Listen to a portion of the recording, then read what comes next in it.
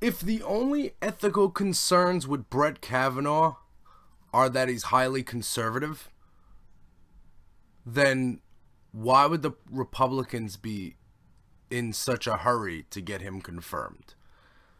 J Pork's podcast. This week on East Coast Radio.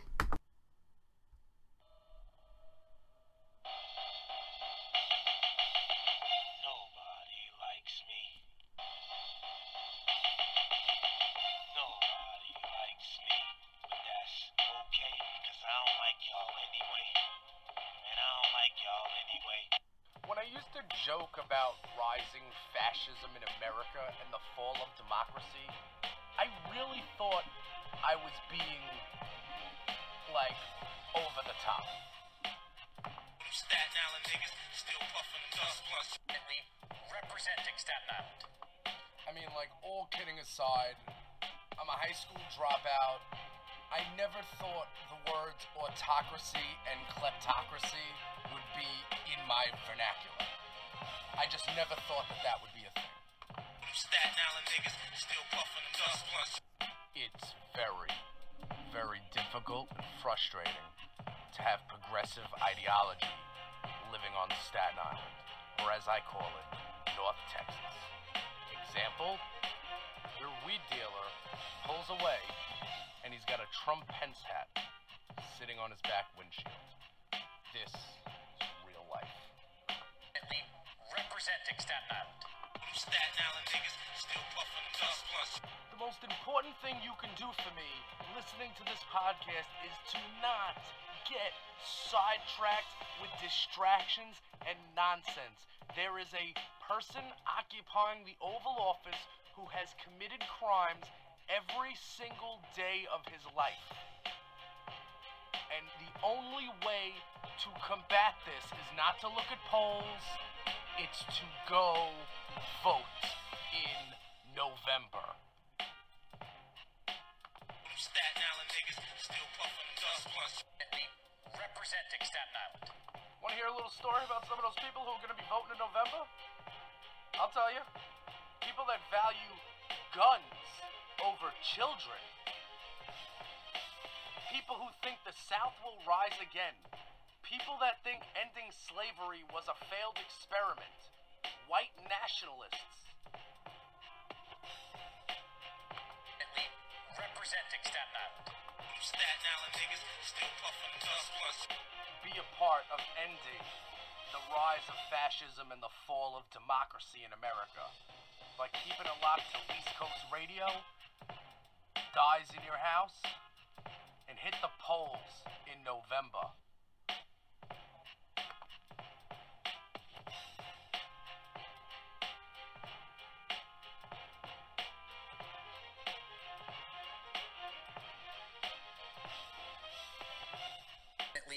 Representing Staten Island.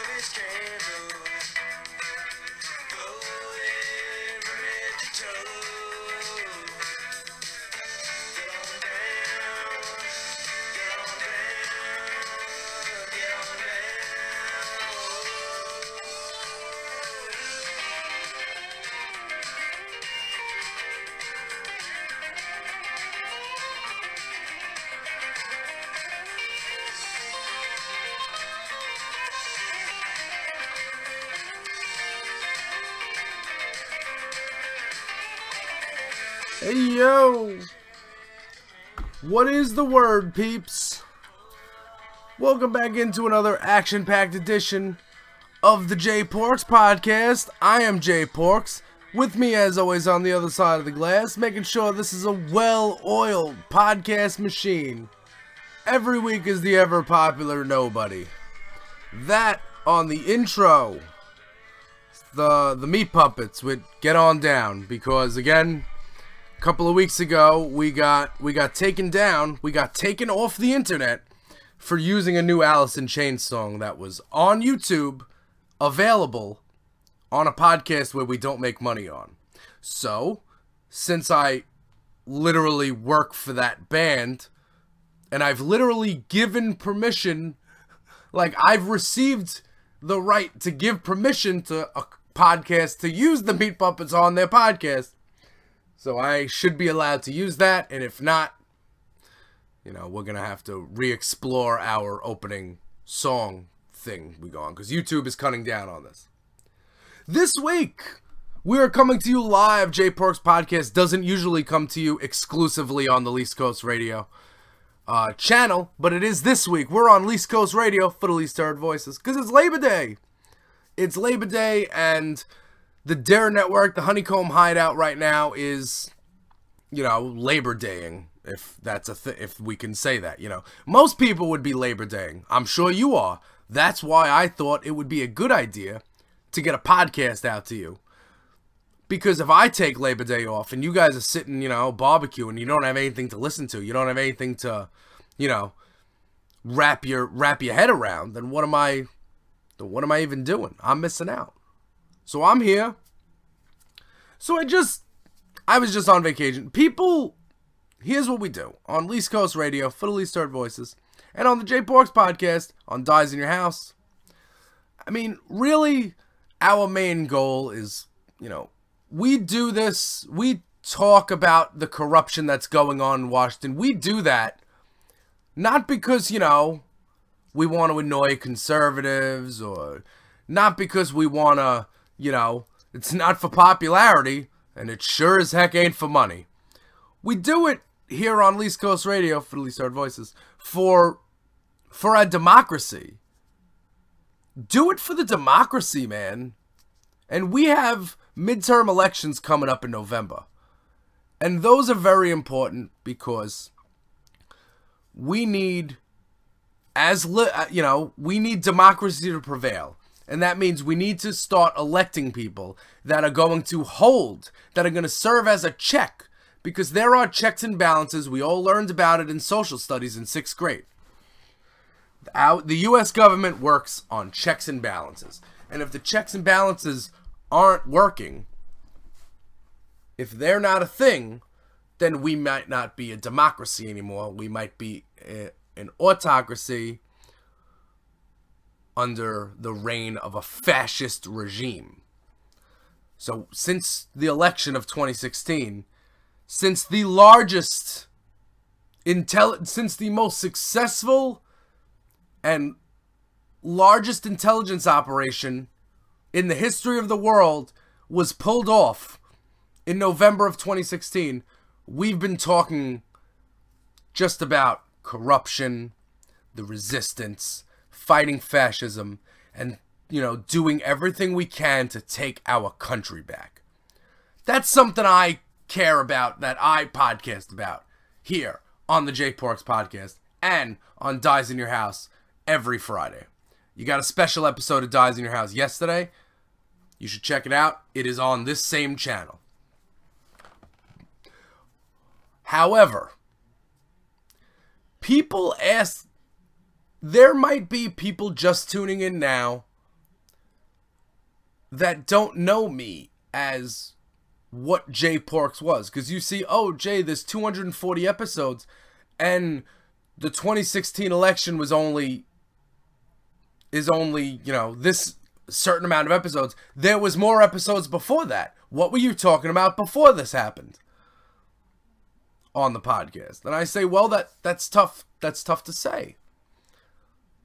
I run away in, you know, what used to be spare time, what used to be fun time, which is now, you know, I have to dedicate more time to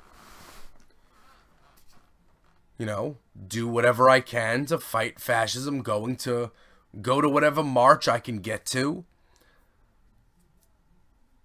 spread word of any lies or corruption, point out false stories when I see them on the internet, you know, stuff like that. But before, I mean, but in general, Jay Porks, like, I have a website, ConstantConfessions.com, and it's live music, news, and reviews for the fans, by the fans. And what it is, let's just say you go to a concert,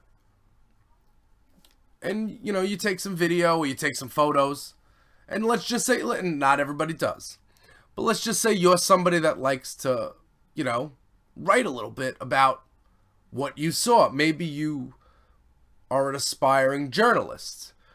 Maybe you have a blog, but you would like more people to see what what shows you're going to. So at ConstantConfessions.com, we provide you with a place to confess your concert experiences, hence Concert Confessions. But there's no, like, you know, there's no corporate conglomerate. It's like an independent record label. You know, there's no money. I mean, you get to go to, when you go to shows, you can share it, and, you know, on ConstantConfessions.com, and we will post it out there. So there are several people around the country that are contributors to ConstantConfessions.com. We got people in California. We got people in Washington. We got people in Arizona or Florida. We got me in Staten Island over here, the rugged lands of Shaolin. So my podcast used to be based around music. See, my thing is I have fun with making fun of, like, bands. Making fun. I like to make fun of things, and I like music. So this was like, you know, me being, you know, witty or whatever for like a half hour, 40 minutes. I would also rant and rave about, I was a waiter at the time, and I still have a lot of waiter stories, but, like, I would come home from work and have, you know, and just be, I would sit on the bus for 25 minutes and just arms crossed stewing, just thinking about, like, and then I would come home and just turn on the mic and rant about my job and stuff like that. And it wasn't until the 20s, and another thing is clickbait, which is also something that's also happening across all news. But in the world of music publications, there's a thing called clickbait. And you guys, it's self-explanatory. The headline is written in a way to make you click on it, so that website gets the view. And not saying the article has nothing to do with what the headline said, but the headline is sort of a way to, is not the main, it's not, the article does not say what the headline says. Exactly. It's misleading. And that's because certain websites only make money because the advertising model is, we will advertise on your website for this amount of, with this amount of dollars, if you get this amount of clicks in this amount of day. It's much like, think about, all right, you think it's messed up that police have like a quota, right? You don't like that. I don't like that. Nobody likes that. Why should they have to arrest a certain amount of people? Why should they have to write a certain amount of tickets? Shouldn't they only be writing tickets when the law gets broken? Same thing with news publications. If you're getting paid by clicks, by views, then are you reporting only when there are stories, or are you making sure that there are stories? So, and that's a lot of what's going on. I'm not saying that, I don't know how the advertising model works on, like, you know, news websites, but the way Russia infiltrated the 2016 American election is by planting clickbait and false news, and like, because a lot of people, because listen, we are Americans and we will admit it, we are not the most hardworking people, you know, we are lazy, and we're lazy because we are Americans. it's not a downfall of being an American. It's because we make technological advances in order to become, we want to be lazy. That's the goal. Why do the work when I could pay someone to do it? When I could pay someone less, then it's going to cost me.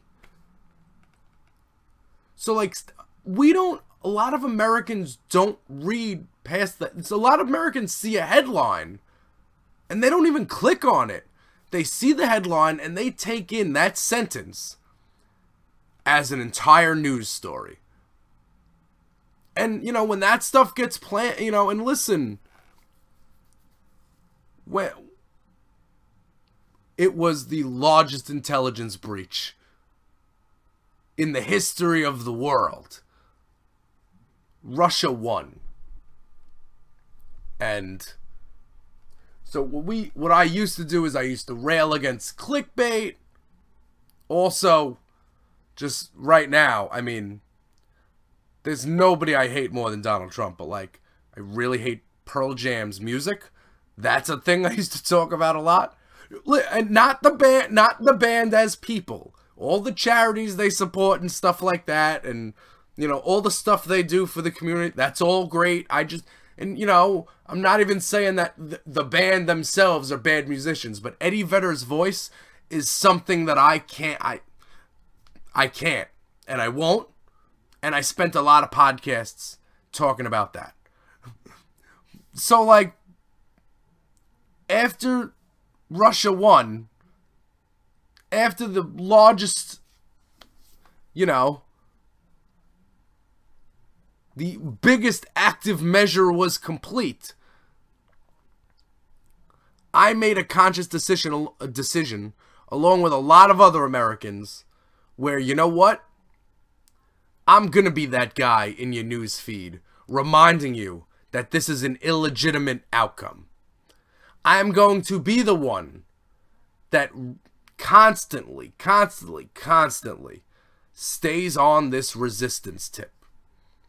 That's going to be me. Because this is too important for me. I am an adult now. I mean, I was an adult in 2016 also. But maybe I didn't really grow up until November. Because now, I'm in my 30s. In 30 years, I'm going to need Social Security when I get old and I can't work anymore. And I can't have my Social Security get bankrupt not by, you know, fiscal conservatives being fiscal. I'm not going to have my Social Security get bankrupt by a fascist regime that was illegitimately elected to head this country. And if you think that I am speaking in hyperbole, please go watch the Active Measures documentary on Hulu and on iTunes. It is, or it's in theaters. It is phenomenal. It is insightful. It's almost at times incredible how intricate the plans have been laid since the 80s. Since the 80s, and then the fall of the Soviet Union, the rise of Putin, and how along every step of the way, there was Trump. You know? And just all of the Russian infiltration of Trump properties is not an accident. It's like we are watching The Americans right now, except we're in the show. It's very intricate. And you know what? Russia, for all their weaknesses, they won. They won. But now, as Americans, we recognize that they got us. You got us. You know? You got us. We got that. Okay, we're going to hold that L. That's what we're going to do. Want to know why? Because we're going to take our country back now.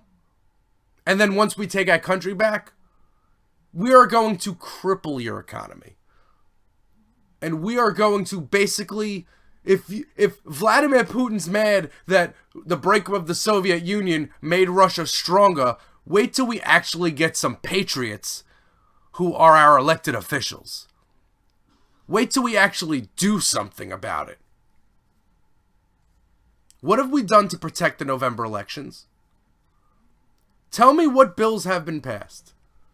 And I know obviously it's not a call-in show, so you don't know. But just Trump gets the intelligence briefings. He knows everything the Justice Department knows. He knows everything that was in that Active Measures movie. He knows everything that was in the Steele dossier. He knows all of that. He can easily just be like, my bad. He'd be like, I never did this before. I didn't know. Now let's get them. And listen, and he might be able to survive that instead of just, you wonder, really, how much does Putin actually have on this guy? Like, what does he actually have? According to the documentary, according to experts in the field, it's a lot more than just a pee-pee tape. That's not the most disgusting part of it. So that's what we do on the Jay Porks podcast every week is we fight fascism, we fight for democracy, and we fight to take our country back.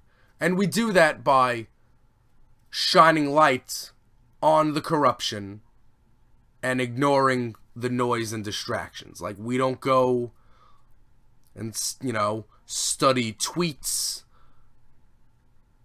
We don't talk about, porn stars specifically. We talk about lawyers representing women who have been silenced, who had forced to sign NDAs, non-disclosure agreements. We talk about these women who have been silenced, who want justice, who want to be able to speak. We talk about that. We talk about the rule of law and how it's not, if it's something that applies to you and I, that it should apply to everybody. We talk about that. So that's what we do here on the Jay Porks podcast. And the reason we started Least Coast Radio, which is where you get Dies in Your House every Friday. Dies in Your House is supposed to be a shorter, it's easier to digest. It's about 20 minutes. We go about 20 minutes every Friday. And we try to take one thing. Because this podcast is already getting 90 minutes every week. We can't, there's only so long we can go. Again, we're Americans. We understand attention spans and how they don't last. Well, they do last. So, I understand that sitting here 4 hours is, if I can spread it out, it would be easier to spread it out. So I try to give you more digestible things. So that's why we started Least Coast Radio and Dies in Your House.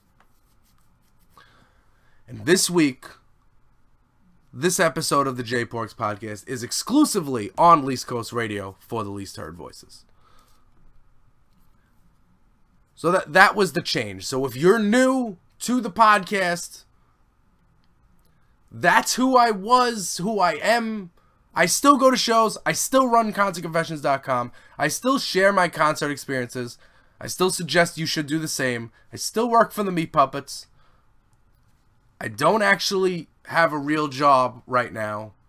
I have not been formally offered a position through my temp agency. And I will be going to look for jobs. But again, the job I'm looking to do, the employment I'm looking to get right now, my whole life I've worked at a place where I'm like, one of the two people that answers the phones, one of the two waiters.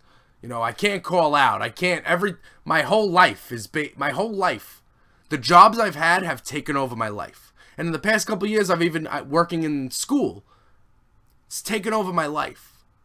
And I can't have a job that takes over my life. Because democracy is my life. America is my life. Saving our country, that's my life now. So I'm going to get a job that's like, you know, retail or something, work 2 or 3 days a week. And I'm going to be bringing you more content. And that's why you can go to patreon.com/jporks and become a Least Coast Radiohead. And that's where you can get, there are tiers, and you have the opportunity to get bonus content from me, you know, exclusively. Not like bonus content that's going to go out in a couple of days. I mean, exclusive stuff. You can get personalized artwork mailed to you or mailed to anybody you want to or mailed to any specific destination you would like it to. Monthly, personalized artwork from me. I'm used to doing my artwork as a teenager. I did my artwork on the streets of Staten Island, you know, on walls with spray cans. But I can put pen to paper. And I have, you know, not Picasso, but I am an artiste. And you could also have the opportunity to interact with me personally. And, you know, get shouted out. And you could also get the podcast a day early. So go to Patreon, become a Least Coast Radiohead. I mean, and just support what we're doing. Because if you support our nation, if you support democracy, then, you know, we're in agreement. If you like the rule of law, democracy, and stuff like that, we're cool. So, there's elections in November, right? It can't all be Trump. We're going to talk Bruce Orr. There's an article in the New York Times that I'm going to read to you in a little bit about Bruce Orr, Christopher Steele, and Oleg Deripaska. And again, if you've listened to Dies in Your House from yesterday about active measures, or if you've watched active measures, that portion is going to make a lot of sense to you. If not, it's going to enlighten you. But it can't all be, you know, Washington, because it starts at the local level. And that's the first mistake a lot of people make. A lot of people make the mistake thinking that the election only matters once every 4 years, and it does not. Midterm elections are just as important. Not only midterm elections, but the election, your mayor, your city council, your state assembly, your governor. That's what we're going into right now.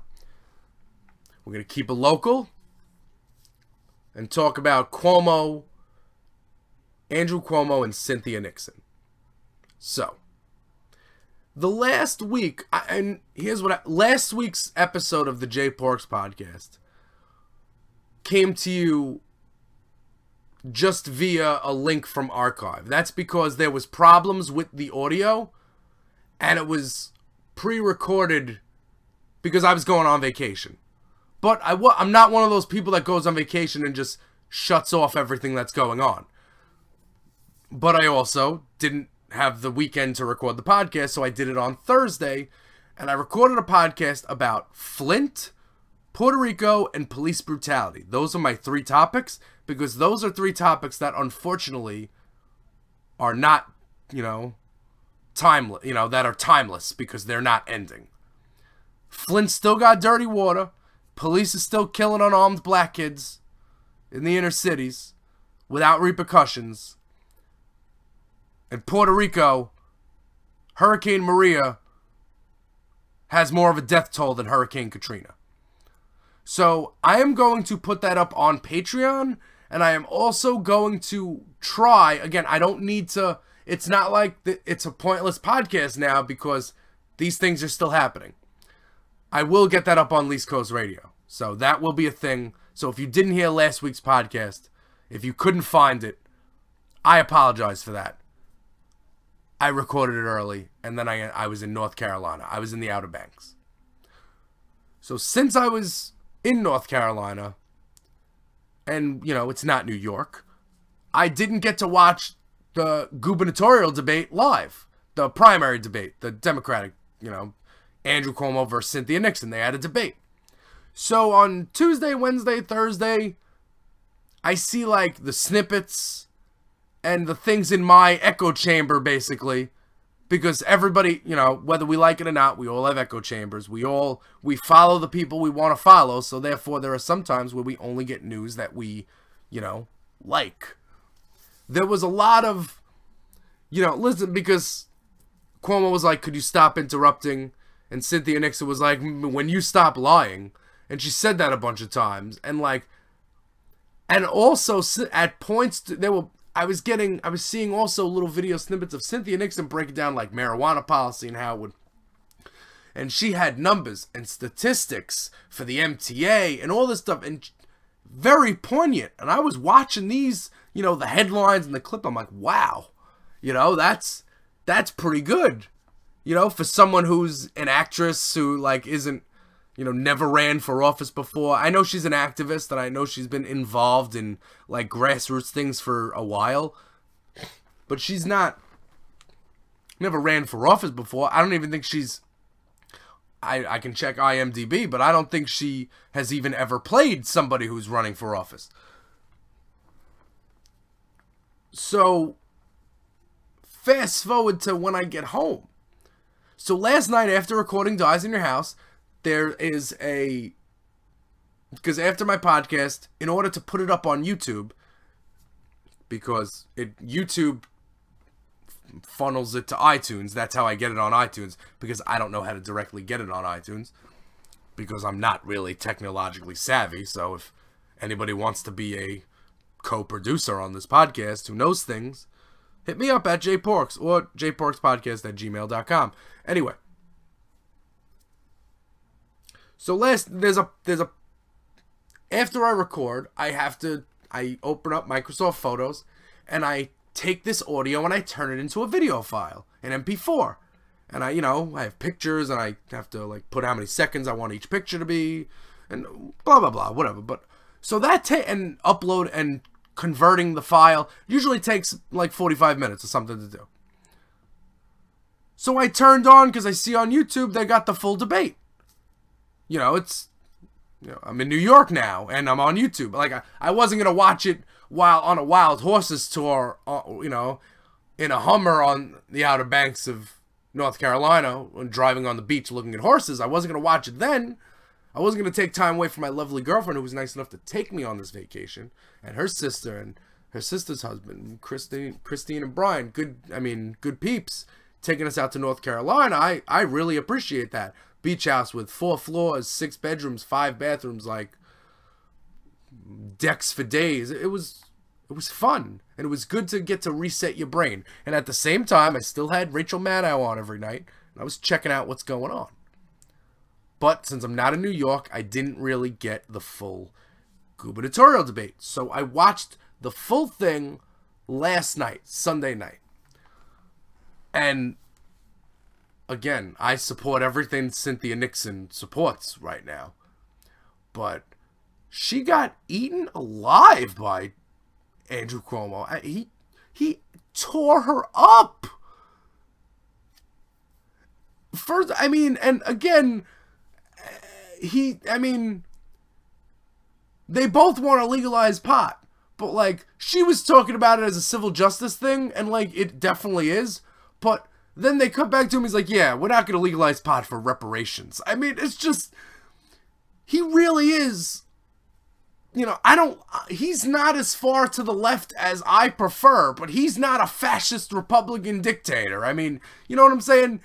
He's got a lot of stuff done that liberals, you know, would be happy about, you know? So, he's not an ineffective governor. He's not Chris Christie or anything. It's nothing like that. So my love for Cynthia Nixon has come from her, you know, wanting to legalize pot, and, you know, MTA wanted to fix the subway. That you don't need to, I don't drive, and I live here, so please, anything you can do with the MTA to fix it, please do, and do it now, because they just changed the express buses from Staten Island to Manhattan, and they messed it up. But at the same time, governor is like a very powerful position. It's like the top state position. So when you've never ran for office before, maybe it's too high of a goal. Maybe it's too lofty of a goal to shoot for governor, especially when you're in the same party of a very, skilled politician who is a very popular and effective governor. It's going to be very hard to primary him. And this is where it gets dangerous. Because if Cynthia Nixon pulls the upset of the century, I don't know, of the century, it would be she's down like 35 points. If she is able to primary Cuomo, that would be a humongous victory for Cynthia Nixon. But for the Democrats, that would be an L, because then New York would have a Republican governor. Because there is no chance that in a general that Cynthia Nixon would win. There is a less than zero possibility of that happening. The only reason Cuomo is so popular is because he's kind of got Republicans thinking he's with them too. That's the only... So he loses that vote. The Democrats lose that vote if Cynthia Nixon is the... Now, that being said, I really wish Cynthia Nixon would have done an Ocasio-Cortez sort of thing. Because Cynthia Nixon lives here. What district does she live in? She could have carpetbagged and moved to a district and, ran for a House of Representatives seat, and I think she could have easily won it. Because people, honestly, don't pay as much attention. Like, if I asked you in New York what district you're in, would you know? Would you know the number? Would you say, oh, I'm in NY6? Would you know that? I don't know. I don't think you do. Unless you looked it up. You know where, the area you're from. But you don't know I know Staten Island, I know the House of Representatives guy, the guy who's there is Dan Donovan. He's a Republican. I know that Max Rose is the Democrat running against him. I can't tell you what the number of the district is. And I have a podcast where I talk about politics. And I have it 90 minutes every week. So that tells you something. And I think that, or city council, state assembly, there's a lot of things that Cynthia Nixon could have ran for. One, could have been able to make change, and, in 2 years ran for governor in the special election when Cuomo resigns because he's going to run for president. That's another thing. Andrew Cuomo told a flat-out lie when he said that he wasn't running for president. That is a lie. That's another 0% chance of that happening. Just go on YouTube and look up Andrew Cuomo commercials, ads for governor, 2018. He doesn't say Cynthia Nixon's name once. He doesn't say his Republican opponent's name once. All he says, taking on Trump. He just said America was never great. And he said that he's going to serve 4 terms as governor. And I'm doing math. 9, 10, 11, that would be 2022. He claims he is serving full 4 years of governor. And that means he's not going to run for president on the Democratic ticket in 2020. Andrew Cuomo claiming that is complete and utter bullshit. You know it. I know it. Look at the way he talks. Again, a very skilled politician. But he told a lie. And if he decides to run, that's going to be, along with the America Was Never Great clip, those 2 clips are going to be in every, Republican, in every Republican 2020 candidate's commercial campaign ad, because he's asking for it at that point. But other than that lie that he told at the beginning, you know, when they asked him about pot, he said he had a commission, and he said the benefits outweigh the negatives. And it's a accepted fact that New Jersey is going to legalize, Massachusetts is going to legalize, and you don't have to be. And he said that's what he said. So, like, if policy comes up that Andrew Cuomo has the opportunity to vote yes on, and he shoots it down, then we know he's a liar. But he hasn't really lied about policy stuff, to my knowledge. He's just been to center for me in terms of policy.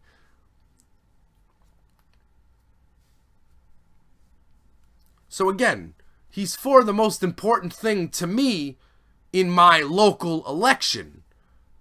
There are two things that are, I mean, listen. I used to only pay attention to politics when it concerned legal pot. Now I got to take on Trump, and I need legal weed. Enough is enough. Like 80% of America thinks that pot should be legal.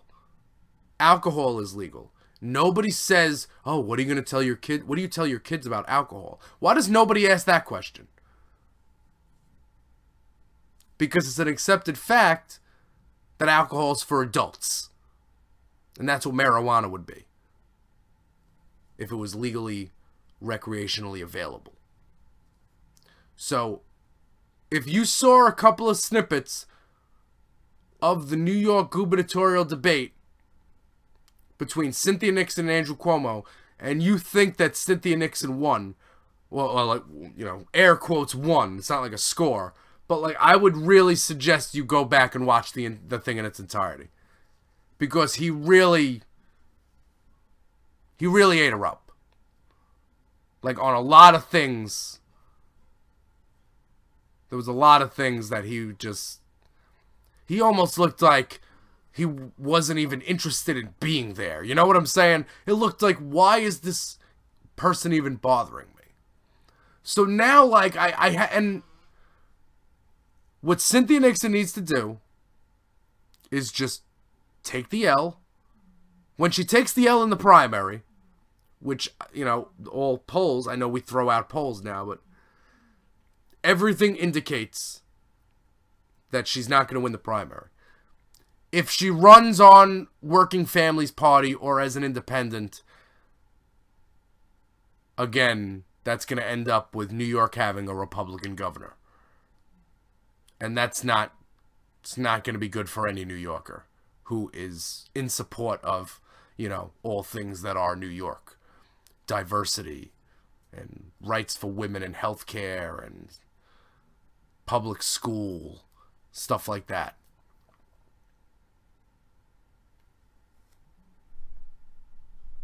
But in 2 years, when Cuomo resigns and runs for president, then she could run for governor. But, you know, maybe she can get, I don't know. She's really smart. Like, I believe in Cynthia Nixon, you know? I believe in, like, what she believes in. I just don't think this was the time. Well, I don't think this was the position, and I don't think this was the time. That said, I have another thing about this I want to say. If Cynthia Nixon wins the Democratic primary and primaries Cuomo and becomes the nominee for if she becomes the Democratic nominee for governor of New York in 2018, then we seriously need to look at what exactly the plans are for these Russian active measures. Because I'm sorry, it can't happen. It would not happen legitimately. She cannot legitimately beat him. It can't.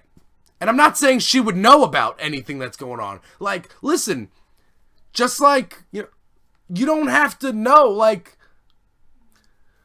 if Russia thinks that Republicans are Team Russia, which they are because they're Team Trump, then what you want to do is you want to have more Republicans. Not only in the Oval Office, you want to have them on a state level, on a city level. You want to have them on a local level.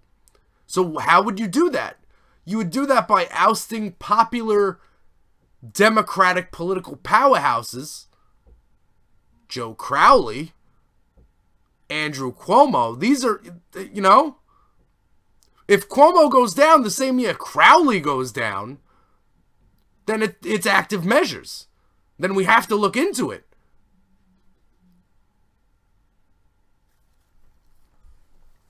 Putin's goal is weakening America. And again, we held that L.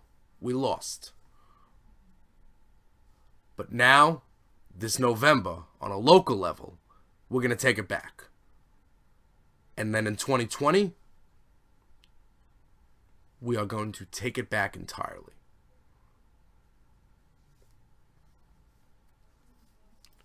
We are going to talk about Bruce Orr and why Trump is tweeting at him. With an article from the New York Times. And we're going to do that when we come back after this. Jay Parks here. And I know I've been a little busy on this East Coast radio stuff. Talking about resist, remove, and recreational. But I gotta tell you about one more thing. You should be a East Coast Radiohead. That's right. And you can become a East Coast Radiohead just by going to patreon.com/JPorks and check out the offers we have there. There's a low tier, a middle tier, and a high tier. All of those get you bonus content, exclusive personalized artwork, and even a chance to interact with me on a personal level over the phone. We could talk about what's going on in this podcast. We could talk about how we are going to flip these seats blue in November. And we are going to vote like this is our final election, because it might be. Patreon.com/JPorks. Become a East Coast Radiohead and join the resistance.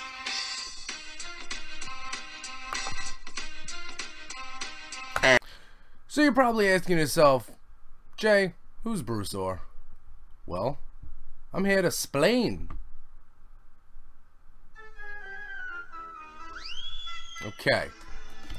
This is from the New York Times, and it's not Maggie Haberman being Maggie Haberman. It's from Ken Vogel and Matthew Rosenberg, published on September 1st, Washington. In the estimation of American officials, Oleg Deripaska, a Russian oligarch with close ties to the Kremlin, has faced credible accusations of extortion, bribery, and even murder. They also thought he might make a good source. Between 2014 and 2016, the FBI and the Justice Department unsuccessfully tried to turn Mr. Deripaska into an informant. They signaled that they might provide help with his trouble getting visas, or even explore other steps to address his legal problems. In exchange, they were hoping for information on Russian organized crime and, later on, possible Russian aid to Trump's 2016 campaign, according to current and former officials and associates of Mr. Deripaska.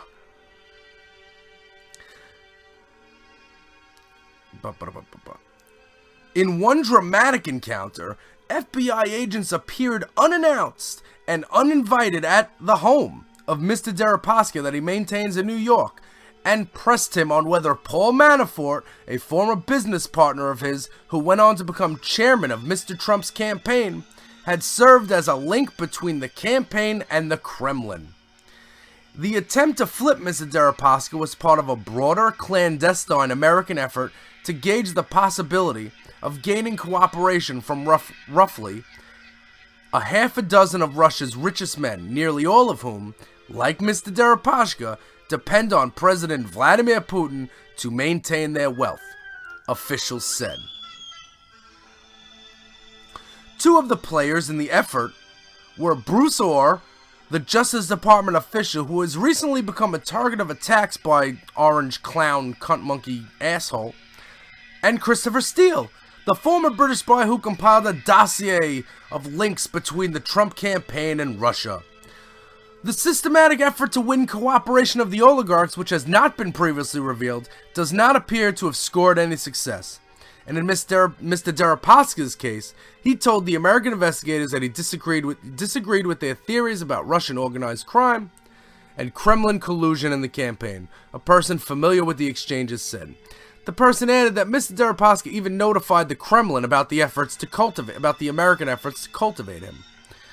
But the fallout from the efforts is now rippling through American politics and has helped fuel Trump's campaign to discredit the investigation into whether he coordinated with Russia in its interference with the election. The contacts between Mr. Orr and Mr. Steele were detailed in emails and notes from Mr. Orr that the Justice Department turned over to Republicans in Congress earlier this year. A number of journalists, including some at conservative news outlets, have reported on elements of those contacts, but not on the broader outreach program to the oligarchs or key aspects of the interactions between Mr. Orr, Mr. Steele, and Mr. Deripaska. The revelation that Mr. Orr engaged with Mr. Steele has provided Trump's allies with fresh fodder to attack the investigation led by Robert S. Mueller III, the special counsel, casting it as part of a vast, long-running conspiracy by a, quote, deep state bent on undermining Trump. In their telling, Mr. Orr and his wife, who worked as a contractor at the same research firm that produced the dossier, are villainous, central players in a cabal out to destroy the president.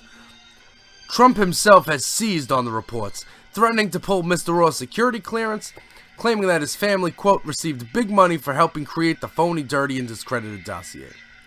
While Mr. Steele did discuss the research that resulted in the dossier with Orr during the final months of the campaign, current and former officials say that Mr. Deripaska was the subject of many of the contacts between the two men between 2014 and 2016. A timeline that Mr. Orr hand-wrote of all his contacts with Mr. Steele was among the leaked documents cited by Trump and his allies as evidence of an anti-Trump plot. The contacts between Steele and Orr started before Trump became a candidate and continued through much of the campaign. Mr. Deripaska's contacts with the FBI took place in September 2015, and the same month a year later. The latter meeting 2 months after the FBI began investigating Russian interference in the election, and a month after Mr. Manafort left the Trump campaign amid reports about his work for Russian-aligned political parties in the Ukraine. The outreach to Mr. Deripaska, who is so close to the Russian president he has been called Putin's oligarch, was not as much of a long shot as it might have appeared. He had worked with the United States government in the past, including a thwarted effort to rescue an FBI agent captured in Iran, on which he reportedly spent as much as $25 million of his own money. He had incentive to cooperate again in the run-up to the 2016 election, as he tried to win permission to travel to the United States more easily, where he has long sought more freedom to do business and greater acceptance as a global power broker. Mr. Steele sought to aid the effort to engage Mr. Deripaska, and he noted in an email to Mr. Orr in February 2016 that the Russian had received a visa to travel to the United States. In the email, Steele said his company had compiled and circulated, quote, sensitive research suggesting that Mr. Deripaska and other oligarchs were under pressure from the Kremlin to toe the Russian government line, leading Mr. Steele to conclude that Mr. Deripaska was not the tool of Mr. Putin, alleged by the U.S. government. The timeline sketched out by Orr shows contacts stretching back to when Orr first met Mr. Steele in 2007. It also shows what officials said on the first date in which the two discussed cultivating Mr. Deripaska, a meeting in Washington on November 21st, 2014, roughly 7 months before Trump announced he was running. The officials spoke on the condition of anonymity to discuss an initiative that remains classified. Most expressed deep discomfort. saying they feared, in revealing the attempts to cultivate Mr. Deripaska and other oligarchs, they were undermining American national security and strengthening the grip that Mr. Putin holds over those surrounding him. But they also said they did not want Trump or his allies to use the program's secrecy as a screen with which they can cherry-pick facts and present them, sheared of context, to undermine the special counsel's investigation. That too, they said, they feared, would damage American national security. The program was led by the FBI. Mr. Orr, who had long worked on combating Russian organized crime, was one of the Justice Department officials involved. Steele served as an intermediary between the Americans and the Russian oligarchs they were seeking to cultivate. He had first met Mr. Orr years earlier while still serving as an MI6. Britain's foreign spy agency, where he oversaw Russian operations. After retiring, he opened a business intelligence firm, and he had tracked Russian organized crime and business interests for private clients, including one of Mr. Deripaska's lawyers. To facilitate meetings, the FBI pushed the State Department to allow Mr. Deripaska to travel to New York on a Russian diplomatic passport as part of a Russian government delegation to the United States General Assembly. The State Department had previously rejected some of Mr. Deripaska's effort to secure visas to enter the United States, even part as prior diplomatic delegations, but approved diplomatic visa requests in 15 and 16. Steele helped set up a meeting between the Russian and American officials during the 2015 trip. Bruce Orr attended the meeting, during which the Americans pressed Deripaska on the connections between Russia's organized crime, Mr. Putin's government, as well as other issues, according to a person familiar with the events. That person said Mr. Deripaska told the Americans that their theories were off base and did not reflect how things worked in Russia. Mr. Deripaska would not agree to a second meeting, but one took place the next year in September 2016, when FBI agents showed up unannounced at his door in New York. By then, they were already investigating possible ties between Russia and Trump. And they pressed Mr. Deripaska on whether his former business partner, Mr. Manafort, had served as a link to the Kremlin during his time as Mr. Trump's campaign manager. It was not only the FBI that was concerned about Russian interference in the final months of the campaign. American spy agencies were sounding an alarm after months of counterintelligence reports about contacts between Trump associates and Russians, and Moscow's hacking of Democratic Party emails. American intelligence agencies will later conclude that the interference was real and that Russia had acted to boast Trump's candidacy. There was a growing debate at the highest levels of the Obama administration on how to respond without being seen as trying to tip the presidential election toward Hillary Clinton. Mr. Deripaska, though, told the FBI agents while he had no love for Mr. Manafort, with whom he was in a bitter business dispute, he found their theories about his role in the campaign preposterous. He also disputed that there were any connections between the Trump campaign and Russia, according to a person familiar with the exchange. The Justice Department efforts to cultivate Mr. Deripaska appeared to have fizzled soon after amid worsening relations between the U.S. and Russia. This past April, the Treasury Department imposed potentially crippling sanctions against Mrs. Deripaska and his mammoth aluminum company, saying he had profited from malign activities of Russia around the world. In announcing the sanctions, the Trump regime cited accusations that Mrs. Deripaska had been accused of extortion, racketeering, bribery, links to organized crime, and even ordering the murder of a businessman. Deripaska has denied the allegations, and his allies contend that the sanctions are punishment for refusing to play ball with the Americans. Yet just as it was becoming clear that Mr. Deripaska would provide little help to the Americans, Mr. Steele was talking to Orr about an entirely new issue, the dossier. In the summer of 2016, Mr. Steele first told Mr. Orr about the research that would eventually come to make up the dossier. Over a breakfast in Washington, Steele said that he believed that Russian intelligence had Trump, quote, over a barrel, according to a person familiar with the discussion. But the person said that it was more of a friendly heads up, that Mr. Steele had separately been in touch with an FBI agent in a bid to get his work to investigators. The research by that point was being funded by the Democratic National Convention, Democratic National Committee and Miss Clinton's campaign, and Mr. Steele believed that what he had found was damning enough that he needed to get it to American law enforcement. FBI agents would later meet with Steele to discuss his work, but former senior officials from the Bureau and the Justice Department have said that the investigation into ties between Trump's campaign and Russia were well underway by the time they got the dossier. Nonetheless, Trump and his allies have seized on the fact that Orr and Steele were in touch about elements of the dossier to attack the investigation into Russian interference as a, quote, rigged witch hunt.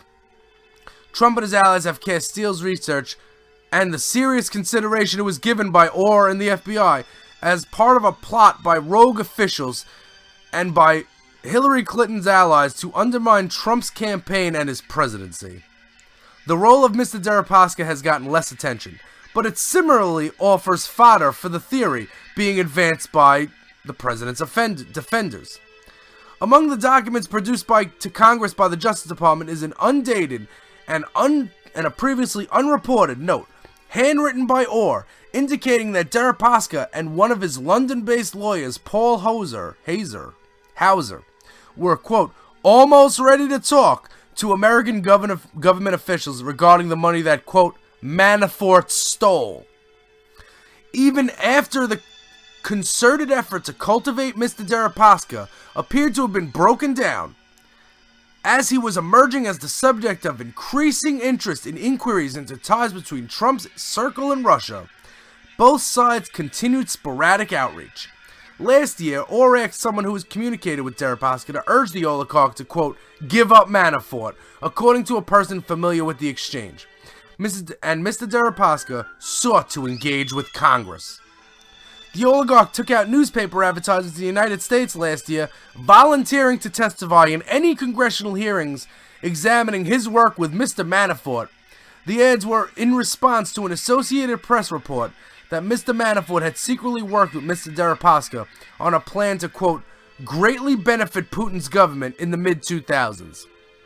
Mr. Deripaska deplored the assertion as malicious and a lie, and subsequently sued the AP for libel, though he later dropped the appeal of a judge's ruling dismissing the lawsuit without receiving settlement or payment. Soon after the advertisements ran, representatives for the House and Senate Intelligence Committee called a Washington-based lawyer for Mr. Deripaska, Adam Waldman, inquiring about taking up his client on his offer to testify. Mr. Waldman said in an interview, what happened after that has been in dispute. Mr. Waldman, who stopped working for Mr. Deripaska after the sanctions were levied, said he told the committee staff that his client would be willing to testify without any grant of immunity, but would not testify about any Russian collusion with the Trump campaign because, quote, he doesn't know anything about that theory and actually doesn't believe it occurred. Quote, I told them he'd be willing to talk about Manafort, Mr. Waldman said. Mr. Waldman said he did not hear back from the committee staff members, but contends that they played a role in pushing the claim that the talks over Mr. Deripaska's potential testimony had fallen apart because he demanded immunity. We specifically told them we did not want immunity, Mr. Waldman said. Clearly, they did not want him to testify. What other conclusion can you possibly draw? And this was Kenneth Vogel and Matthew Rosenberg contributed to this report at New York Times, and it appeared in the New York Times on September 2nd. All right, a lot to unpack there. So I think I did pretty good reading that.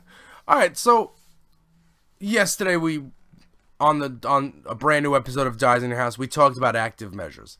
So if you watched active measures, you know that, or if you've been reading the news, if you've seen anything, you know that Deripaska is obviously just telling straight lies. That's a fabrication. I don't know anything about that. Manafort worked for Yanukovych, who was running for the presidency of Ukraine, on a pro-Russia platform. Not, not here's what we're going to do with Russia, but wouldn't it be nice to get along with Russia? Kremlin talking point. So that's why, if you notice, Trump is tweeting about Bruce Orr this week. It's because he's obviously just gotten the information that Bruce Orr was investigating Russia before even... See, so that's the thing. He's attacking Bruce Orr because Bruce Orr was talking to Chris Steele about the dossier.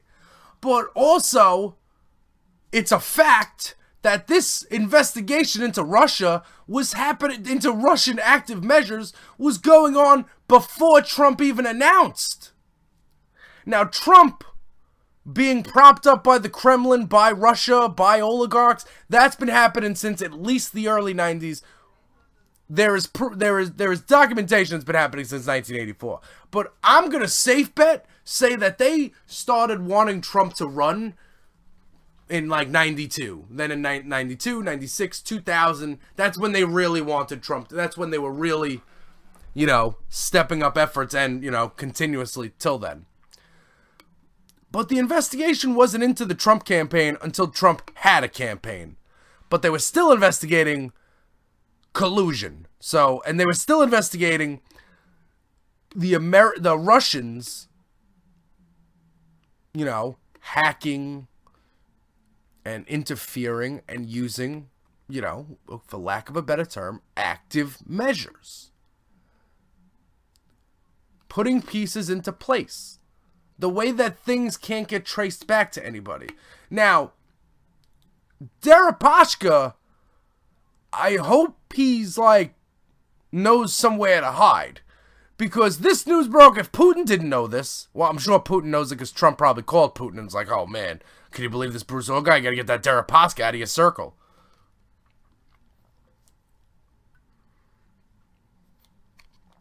So Bruce Orr, and like the thing is, like, Trump's threatening to pull his security clearance. It's one, first of all, pulling security clearance because people criticize you, that's un-American. That's what's autocratic, and that's authoritarian, and that's fascist. So let's just, people criticizing you and you threaten to punish them by pulling their security clearance, that's not how this country works. And that's not why people have security clearances. People have security clearances, even people that no longer work in the Justice Department and the FBI and the National Security. They still maintain their security clearance as somebody like John Brennan until he got it pulled because Trump is a pussy. Now, the reason why John Brennan had security clearance, even though he was no longer working in government, is because the people working in government now might need advice on something that they're currently looking at. Foreign policy-wise, whatever. So if they need someone to ask questions to, they can ask a retired, you know, somebody who no longer works in the Justice Department, somebody who no longer works for the CIA, who still has security clearance, who may have worked on things like this. They can get them in a room and use them as like a source, sort of, okay, so you tell me what your assessment was of this, because this is my assessment of this. And then they can share, they have the security clearance, so they can show, okay, what do you make of this? You know, just to get another set of eyes on something, get another, you know, listen, of all the political things we have in this country, Republican, Democrat, there's like law enforcement and the Justice Department and the FBI. These are things, and the CIA, these are things that are not politically motivated. These are people investigating crimes, not investigating crimes because Republican or because Trump or because they're investigating crimes. Signal intelligence indicated in 2015 that there was stuff going on with Russia. In 2015, they knew there was stuff going on with Manafort. When Manafort got on the campaign, they knew that that was a problem. They already were investigating him. The dossier did not kick off any investigation because the investigation was happening before Trump even announced. When Trump announced, and then he put Carter Page on his National Security Advisory team, sirens started going off at the FBI building because Carter Page was being surveilled in 2013 for having Moscow ties, for having Russia ties, for saying he was, quote, an agent of the Kremlin.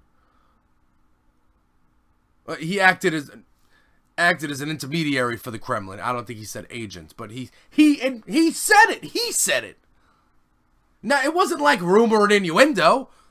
Carter Page said that. He's been being surveilled since then.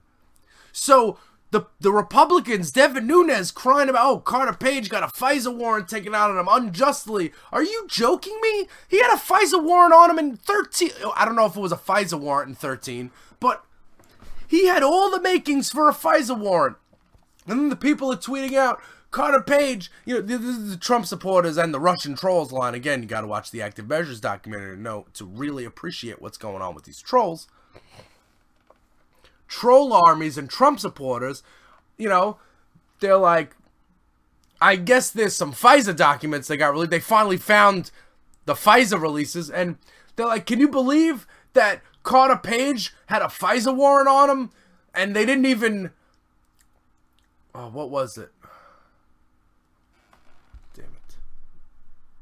And they're like, can you believe it? Can you believe that these judges approved a FISA warrant without having hearings?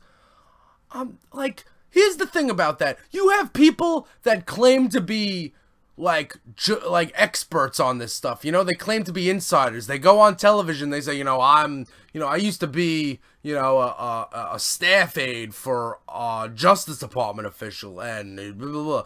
Like, they didn't even have hearings. They don't have hearings for FISA courts.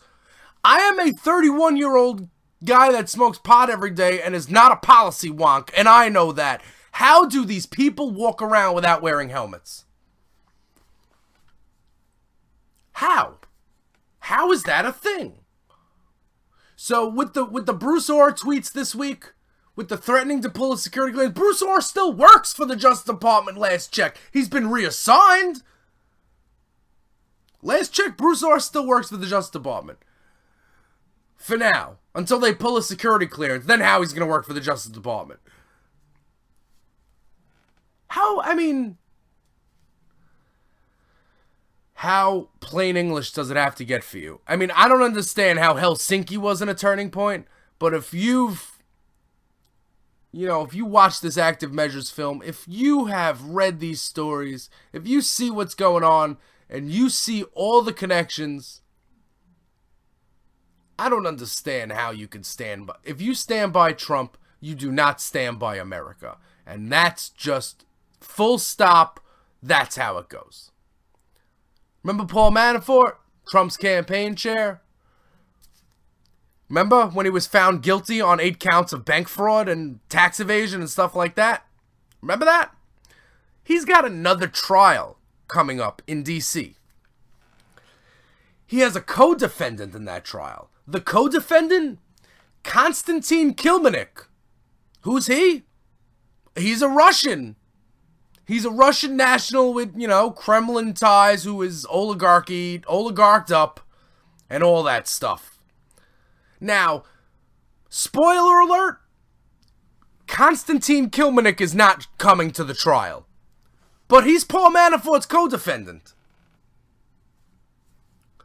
Paul Manafort's in deep with Russia. Paul Manafort's in deep with Russia. He was in the thick of the Republican Party as an advisor, as a campaign strategist, as a political operative for Reagan. I think the first George Bush White House. He worked on the Dole campaign. And then after that, he went to Russia. And he worked over there. And now the Russians infiltrate the Republicans. And they, and they got all the Republicans. I don't understand how anybody can see all this and just say nothing to see here. Are you people nuts? Are you people okay? Man. So again, I can't stress enough. I know I said it yesterday on Dies in Your House. You must you must go watch the Active Measures doc. It's on Hulu and iTunes right now. What else is going on? I actually should have, again, I did this yesterday, I did this today. Like, rest in peace, John McCain. You know, probably the last real Republican who was left, like, in the Senate. Funeral service was, you know, good speeches, and it was good stuff. I sent out a tweet in reply to somebody about Meghan McCain, but I'm not gonna bring that. I don't want to. People are grieving, so I'm not gonna discuss that until about a week from now. I mean, a week, and you'll know why I sent out that tweet. If you look in my tweets and replies or whatever, you'll see it. You could agree with it, or you can think I'm disgusting and disrespectful. Either way, I liked the speech. I liked Obama's speech. I liked Bush's speech. And I much liked George Bush sneaking Michelle Obama a piece of candy during the service. That was fun. Okay. We're basically done here. I just want one thing, like, Eminem put out a new record. And, like, alright, I'm the most liberal, like, I'm all about political correctness and all that stuff, right? But, like, to see people surprised and shocked in the uproar that Eminem was using homophobic language in rap songs. Can you imagine that? Homophobia in rap music? Can you imagine that? But Eminem put out an album a couple days ago, Kamikaze. It's already #1 on iTunes. Fantastic lyrical ability. 2 takeaways I have from it. 1, people are saying he put it out because, quote, Revival was whack. Not the case. I loved Revival. Eminem likes Revival. He, on the album, repeatedly talks about the critics didn't like Revival. Revival didn't go viral. He doesn't say that he thought it was whack personally. He stands by it. But he decided to diss some people because, you know, they deserved some people, you know. Sometimes you just gotta diss people. Charlemagne got dissed. You know Charlemagne the God. He's on Power 105.1's morning show. He's like a firebrand kind of guy. Dissed Tyler the Creator, dissed Drake, Lil Yachty, Lil Xan, Lil Pump, any other little guy. Dissed Joe Budden. Joe Budden personally tweeted at me once, and I was afraid, like, that when I was on my way to his concert, and he tweeted at me because I wasn't excited to go to the show because it was raining. And I guess he read that as I wasn't excited to see him. He's like, why you coming then? Damn. He blocked my friend Chach. Now all of a sudden they're calling Joe Budden, they call him the Howard Stern of hip-hop now. No, he's not. He's just a guy who is so introverted that he doesn't want to rap anymore, so he wants to sit in the studio and talk smack. He's a good Joe Budden, when he wants to turn on the mic and rap, is a good rapper. But him having a podcast, you put anybody in that seat, and they're as entertaining as Joe Budden. If they've put out the songs Joe Budden has and worked with the people that Joe Budden's worked with, they will be just as entertaining. Joe Budden is not a unique personality in hip-hop. Just rappers, not a lot of rappers have podcasts. Not all of them. You know, it's not like wrestling, where every wrestler has a podcast. It's not like that. Also dissed on the album is Lord Jamar from Brand Nubian. Not dissed, but like, you know, he tells him to leave me alone. Like, true story, Lord Jamar from Brand Nubian lives down the street from me. I'm talking like, if I walked, I could walk. I know him. He's my friend. He follows me on Twitter, but he also, I see him in the neighborhood. He knows my name. Eminem dissed the guy that lives down the street from me. Now I can't pass this guy's house bumping Eminem. Damn. But again, like, to bookend it, like, music. I like music, you know? And I want to take our country back, so, like, I could only spend half my podcast talking about politics. And the other half I could talk about music and funny things that happen to me on the bus and stuff. But things aren't funny when we are constantly under attack by a hostile foreign power who are engaging in active measures. And again, you need to check out the Active Measures documentary. It's on iTunes. It's on Hulu. And the latest episode of Dies in Your House, which came out yesterday, is all about active measures and all about me talking about the movie. So, the film, the picture, the documentary. So, check that out. And guys, I appreciate everyone who has kept it locked to East Coast Radio. I appreciate every single person who is out there listening to the Jay Parks podcast. I don't care if it's 2 of you or 20 or whatever. Anyone that pays attention to me, anyone that listens to me is very appreciated. And, you know, I just want you to, you know, join me more often. I just want you to continuously listen to me. So, you know, you guys can tweet at me at JPorks. And I will, you know, we can engage. Tell me, you know, hey, Jay, why didn't you talk about this on the podcast? I would love to engage in some back and forth, you know, and then bring that on the air. So it's not only me, you know, telling you the stories of the week in, you know, in my language, like, you know. Like, I'm not going to, you know, Rachel Maddow on Friday was talking about, you know, Manafort's banker is now pleading guilty and working with Mueller. Like, Rachel Maddow spent 26 minutes on that. I don't need to repeat all 26 minutes of what Rachel Maddow said. If you're listening to my podcast, you're probably also watching Rachel Maddow at night because this is, you know, if you like liberal journalism, I mean, that you watch Rachel. If you like journalism that is done right, you watch Rachel Maddow. If you're a liberal, you watch Rachel Maddow. And if you're a liberal, I hope you listen to me. Because I'm a liberal, and I'm living in a place where I'm surrounded by conservatives. I know New York is a very, you know, diverse place, and yes it is, but there are 5 boroughs of New York City. There's the New York City that you see on TV, Times Square, that's Manhattan. There's Brooklyn. There's Queens. There's the Bronx, where the Yankees play. And then there's Staten Island. Staten Island is the borough between those other 4 boroughs and New Jersey. Staten Island is the home where the New York City Police Department calls home. A lot of them live on Staten Island. This is a big Blue Lives Matter borough.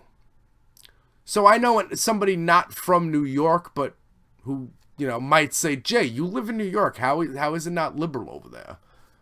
Staten Island is a borough that voted for Trump. Facts. So, I call it North Texas. You know, it's not the forgotten borough. It's the red borough. Staten Scow. That's what it is.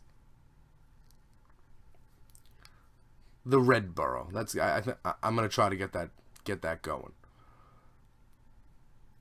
So I call it North Texas. I feel like I'm in, you know, because when I think Republican, you know, I think Texas. So I say Staten Island, also known as North Texas. That's where I'm from. So like I have to have this podcast because I have nobody to talk to,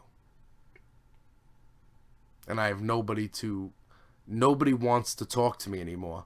Because I'm liberal, they confuse me, because I care about my country, and I'm also a liberal, they don't care about the I care about my country part. They just hear the liberal part, and people just want to own the libs. Oh, they're such snowflakes. Yeah, well, or we're people that care about democracy. Or we're people that are patriots. Or we're people that understand that the troops who fight for our freedom are not fighting for the guy that sits in the Oval Office. They're not fighting for any person that has ever sat in the Oval Office. They're fighting for freedom. They're fighting for our democracy. and, you know, standing up at a football game instead of kneeling doesn't make you more patriotic. Because if you voted for Trump, you got conned.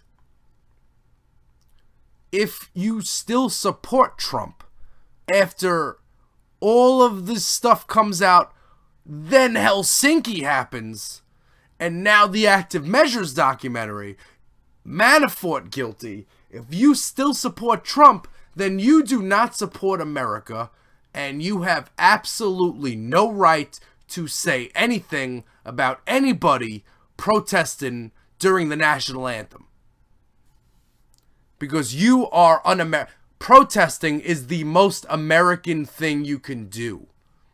People in England, they got mad that they were getting taxed. So you know what kind of protest they formed? They formed a protest where they got on a boat and they left the country and they came to America, a place they had never been before, because they didn't want to pay taxes anymore. So this country is founded on the idea that if your government works for you, you elect these people. They serve your interests. Not the interests of corporate conglomerates, not the interests of wannabe despots who are compromised by hostile foreign governments. They work for you. Anyhow, let me unhook my saddle, get off my high horse, step off the milk crate or whatever I'm on. And before I get up on out here, I'm going to give you a list of websites you need to go to help keep me in business. First of all, there is ContentConfessions.com. That's where you're going to get all your live music, news, and reviews for the fans by the fans. You are also going to go to AndyDurr.com every week. That's where you'll usually get this, the Jay Parks Podcast. This week we are on Least Coast Radio for the Least Heard Voices because it's Labor Day and we needed to make sure that this got out to you on Labor Day because we don't mess around. You need something to listen to and I'm here to provide that to you. You can go to ChristinaRocks.com, hang the DJ. Every Sunday morning, she's got an alternative show where she's got old school alternative that she puts out for you. Follow Christina Rocks on Twitter or go to her website, ChristinaRocks.com. And there's no H in Christina. And tell her that she should host that show on Least Coast Radio for the Least Heard Voices. Also, every week, the headlines, when there's music headlines, like I actually did speak about Eminem for a little while. When there's music headlines, they're powered by Antiquiet.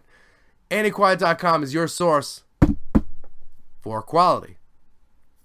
Until next week, folks. Or until later on this week. On Least Coast Radio. Look out for a wacky Wednesday edition of Dies in Your House. I need you to do a couple of things for me. I need you to resist. We need to remove. And we need to fight for recreational.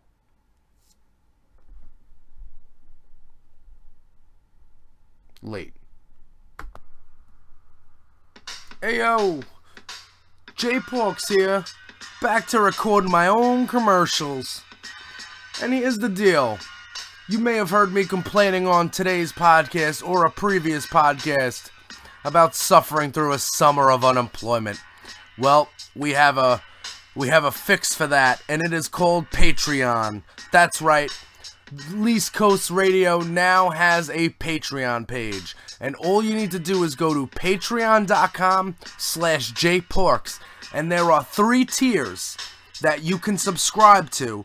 3 tiers you can join to become a member of Least Coast Radio, of the Least Coast Radio community, of Porks Nation. You'll even have a chance to pick the name and all that stuff. And we are not offering just thank yous and shout outs. We got bonus content. There is even a tier where you are able to talk to me on the phone every week. And we will go over what is happening in our country. And you could personally talk to me, Jay Pork. Personal interactions. There's a tier where there's a group. You can join a group, and you could affect where the podcast goes that week. I need a community. I need help. Not necessarily money, but I need people to be helping me out. So therefore, that's why I created a Least Coast Radio Patreon. Not to be confused with a GoFundMe or a Kickstarter. This is not me with my handout. I have bonus content. Bonus content to offer you. I have tons of it. I have tons of time, and I want to give it to you. All you need to do is join us on Patreon. Become a Patreon. Patreon.com/jporks. Look for the Least Coast Radio Patreon page. You'll see me. You'll see me with a microphone and dies in your house next to the name. You'll see that. So just go hit us on Patreon. You will get a thank you. I will know that, and you will have a lot to do with what goes down on the J Porks podcast and everything concerned with Least Coast Radio. It's going to be a big year for us. 2018. Let's get it done.